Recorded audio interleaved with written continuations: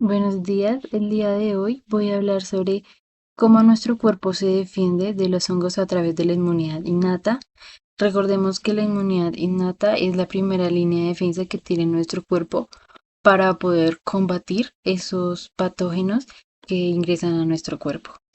Bueno, entonces vamos con la primera línea de defensa.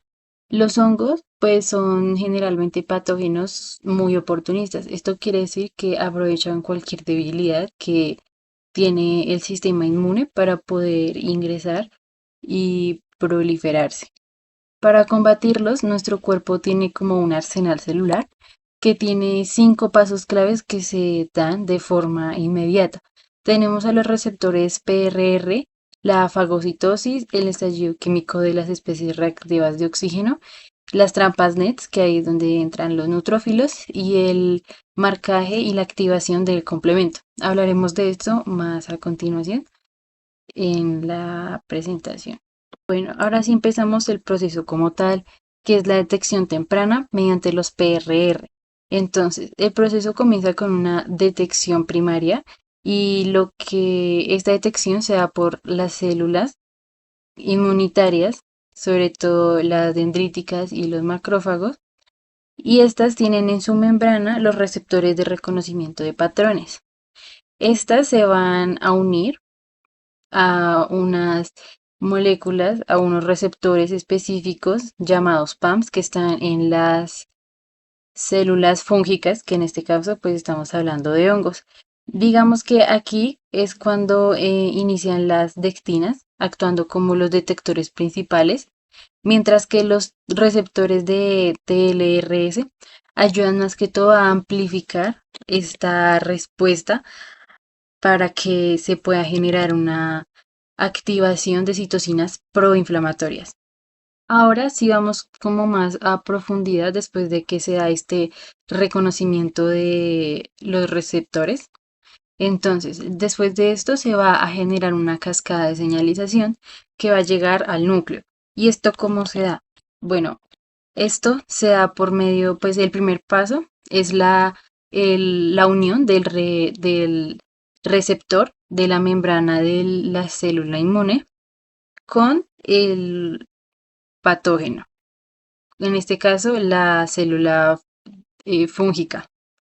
Entonces, después de eso va a haber una proliferación y es que van a haber una activación y fosforilación de proteínas.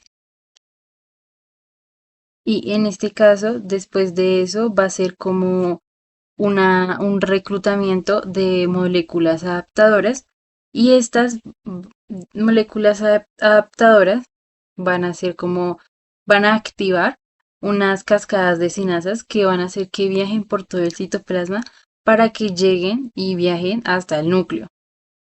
Y luego de eso, pues se va a generar un factor de transcripción por medio de la NFKB y esto modifica directamente el ADN que está en el núcleo para generar citocinas proinflamatorias.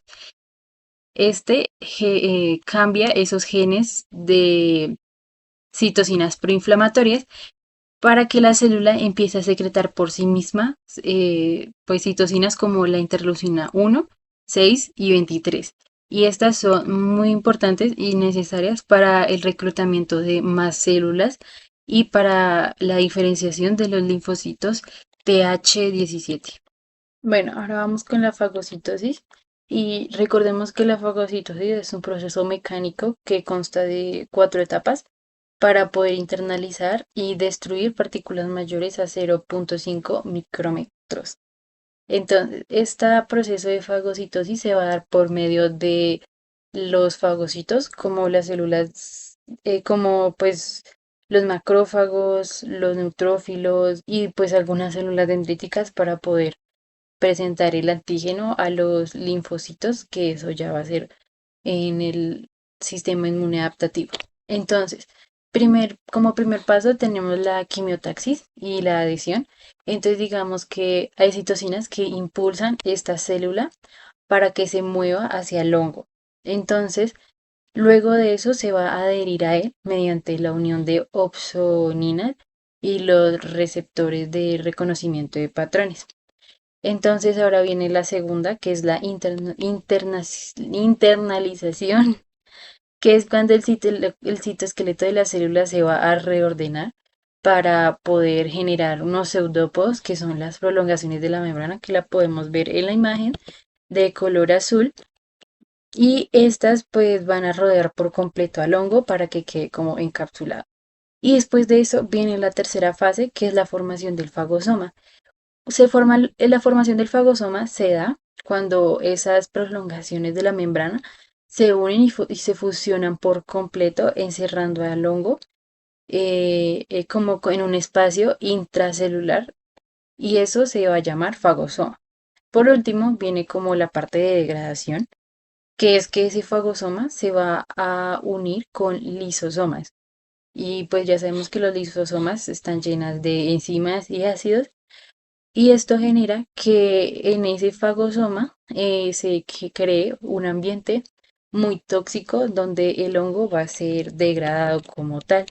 En este podemos ver que efectivamente las células que están como fagocitando estos hongos serían los neutrófilos y los macrófagos. Y un potenciador clave de esto sería el interferón gamma, que es el que ayuda como también a expandir esta respuesta hacia todo el cuerpo. Bueno, ahora seguimos con el estallido respiratorio, que sería cuando ese fagolisosoma es combinado con las especies reactivas de oxígeno para poder eliminar correctamente pues este hongo. Entonces primero hay una activación de las oxidasas. Entonces la enzima NADPH oxidasa pues se ensambla en la membrana del fagolisosoma tras haber recibido las señales de los TLR y o pues tal vez del interferón gamma. Luego va a haber una reducción eh, y esta va a tomar como un oxígeno molecular y lo va a convertir en un anión superóxido. Y luego viene la peroxidación y la peroxidación transforma ese peróxido de hidrógeno por medio de enzimas. Y por último viene una toxicidad final que es mediante la enzima mieloperoxidasa que toma ese peróxido de hidrógeno y lo convierte en ácidos hipoalosos. Y estos lo que van a hacer es destruir las estructuras lipídicas y proteicas que tiene el hongo en su membrana fúngica. Listo, ahora vamos con las trampas extracelulares que serían los NETs o la netosis. Entonces, ¿qué son los NETs? Son estructuras fibrosas extracelulares compuestas principalmente por hebras de ADN, proteínas, histonas expulsadas por los neutrófilos. Estas pues van en sus enzimas que tienen en sus gránulos.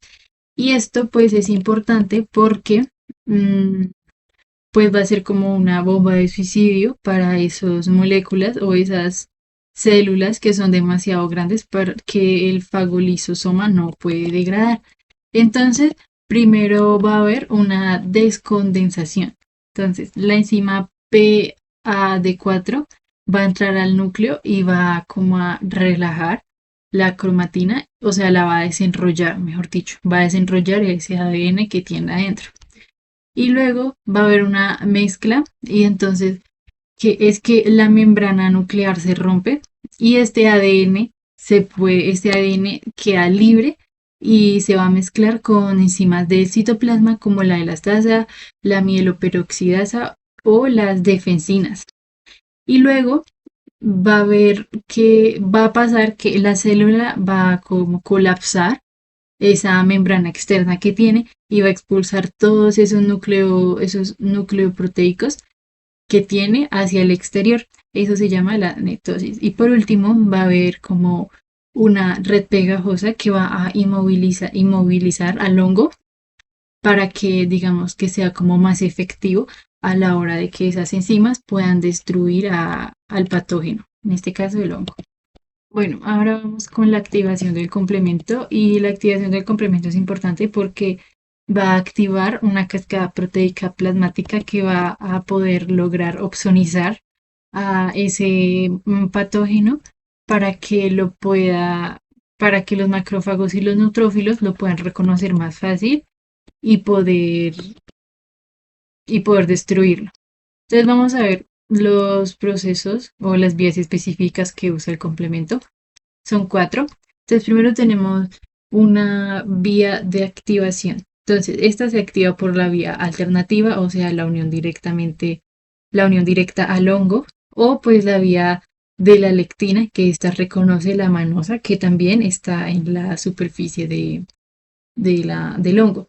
Luego también puede hacer una escisión de C3, que es como el C3 va como a opsonizar a ese hongo para que sea más visible para los macrófagos, generando pues fragmentos como el C3A y el C3B. Luego va a haber una opsonización por la C3B y ese fragmento de C3B se va a unir a la pared del hongo y va a funcionar también como un opsonizador para que los macrófagos a través de los receptores CR1 los puedan fagocitar mucho más rápido. Y por último, va a haber una inflamación mediada por la C3A y la C5A, que son como fragmentos libres que actúan como una bomba de atracción de citocinas para que otros leucocitos migren a ese punto de infección. Bueno, por último tenemos esta imagen y bueno, aquí podemos observar como la orquestación final de pues toda esta defensa que tiene la inmunidad innata. Sabemos que esta inmunidad innata no trabaja mediante eventos aislados, sino que es un proceso simultáneo y coordinado que tiene el cuerpo para poder funcionar bien. Los PRR detectan el hongo, el complemento los marca, los neutrófilos y los macrófagos se encargan de su eliminación mediante la fagocitosis y el despliegue o la liberación de los NETs. Y todo esto también como complemento se une a las especies reactivas de oxígeno, que son las encargadas de eliminar definitivamente este hongo del entorno intracelular.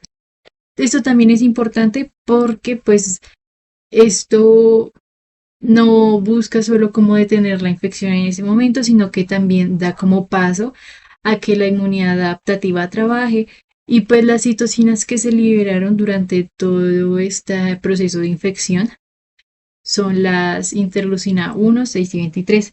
Y estas cumplen una doble función. Primero, pues es generar una inflamación aguda en ese momento para atraer más leucocitos, pero también son señales químicas que ayudan al sistema inmune para poder diferenciar los linfocitos T a los linfocitos TH17, que son los más importantes y como los especialistas para esta respuesta fúngica más a largo plazo.